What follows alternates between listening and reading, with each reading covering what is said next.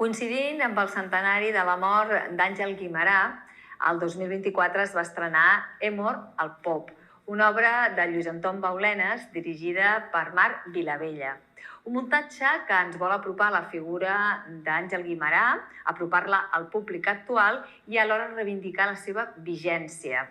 Com ho fa? Doncs amb molt d'humor i deconstruint tres de les seves peces més importants, Maria Rosa, Terra Baixa i Mar i Cel.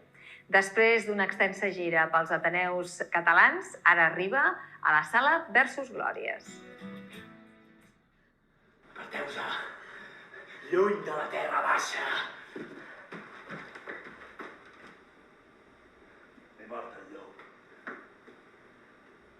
He mort el llop. He mort el llop! Guimerà, d'alguna manera, forma part dels nostres clàssics, no? Diuen que és el Shakespeare català. Què es fa amb Shakespeare? Es revisa, es canvia d'estil, no?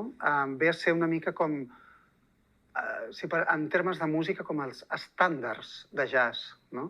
Que són aquelles cançons que es componen en un moment determinat, però es versionen i reversionen tant que acaben sent de tothom, no?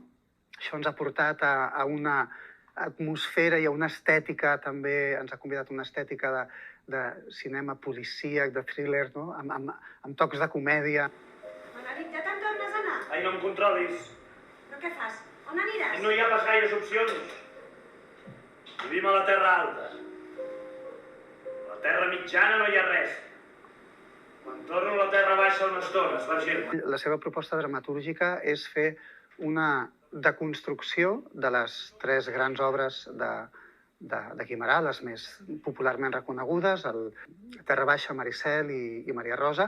Agafa els finals de les tres obres, fent aquesta deconstrucció ja contemporània, diguem-ne, però a més, el Baulenes el que proposa és que després veiem què va passar després, no? Que si la història hagués continuat, si aquests personatges, quin és el seu futur més enllà de l'obra de Guimerà? Fent aquest exercici ens planteja la gran pregunta sobre Guimerà, que és sobre la seva vigència, no? Que moltes vegades hi ha debat de si és un autor passat de moda o si és un autor que interpel·la els nostres dies. No t'ho creus encara que jo sigui el cèlebre Manelic, oi? Ha de disculpar-me, senyor, però no... Fic d'incògnit. Estic aquí. Precisament la vigència està en de quina manera s'entenen les relacions humanes, de quina manera s'entén els vincles amorosos des d'un lloc passional, des de la possessió, des de tots aquests temes que precisament ara estem tan pendents, no? De millorar el que són els termes relacionals, no? En les obres de Guimerà està molt present. Els personatges es consideren que són propietat d'un altre. Jo trobo que és una obra que és important també veure-la perquè encara és necessari parlar-ne. Trobo que és molt vigent, no només perquè sigui patrimoni cultural, sinó perquè, a més, parla d'unes temàtiques que encara ens interpel·len, no? Com és la violència de gènere, tot el tema de la dona trofeu, la dona objecte, la dona que és víctima de la societat masclista, de la moral patriarcal. No la volies? Aquí la tens, la Marta, pren-la. Endur-se-la qui puga, que amb sang se guanya. Covard, que vens armat! Sempre dic que en Guimerà és com el nostre García Lorca, és el nostre Ibsen britànic, vull dir, és el nostre dramaturg, entre molts altres, però és molt icònic. Tu també ets a mi a casa meva, sí. I si em perdo jo, ens perdrem plegats. Que ha sigut meva, ets meva i seràs meva. Tu també ets amb mi, ara! Atrás, immigrants!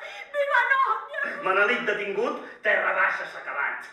Ja es veuen fent cua a l'atur, a les oficines de l'INEM. Ai, el CEPE. Amb l'esperança que en el millor dels casos els hi proposin fer el paper de rata al vaixell de Mar i Cel. Qualsevol altra comèdia de Guimerà és molt més civilitzada. Mira la filla del mar. Realment és un repte perquè, primer, que has d'interpretar personatges històrics i mítics com el Manelic, com el Said, com el Marçal, en el meu cas, que això ja suposa com un repte com històric, no? Interpretar, ni que sigui una petita part, un fragment i d'una manera potser no sí que hem intentat buscar aquesta interpretació més clàssica en aquests fragments. I això, evidentment, és com una responsabilitat i alhora un repte, no?, com a actor. I després hi ha totes aquestes escenes del que passa després que s'han portat com més a l'actualitat, algunes tenen un to més de comèdia i aleshores doncs, això també t'obliga a buscar altres codis d'interpretació. De la sang del llop, un bon fric cantor. Ara sóc boig, ara sóc lleig i agosarat. Ens ha permès disfrutar d'escenes clàssiques, icòniques d'en Guimerà, no? Des d'un lloc més dens, més dramàtic, i després jugar inventant aquestes hipòtesis del que els hi va passar a aquests personatges des d'un lloc una mica més, digue-li, paròdic, més divertit. El llop s'havia mort de gana. Aquell dia no vaig poder cridar la famosa frase «He mort el llop, he mort el llop». Van haver de suspendre la història, buscar un altre llop, cridar un substitut per mi, un desastre. Per mi és la primera vegada que faig un Guimerà i la veritat és que ha sigut una gran descoberta. Evidentment, coneixia l'obra i coneixia textos, però, per exemple, Maria Rosa no tenia ni idea, no la coneixia i, de fet, he de dir que és l'obra que em té més enamorada i m'encanta poder fer-la, crec que és una oportunitat fantàstica i, a més, m'agrada molt perquè Guimerà té aquesta capacitat de mostrar les emocions i els sentiments i aquesta passió, no? Aquesta cosa interna dels personatges que és com un infern i travessar per tot això doncs, ha sigut un viatge fantàstic. He mort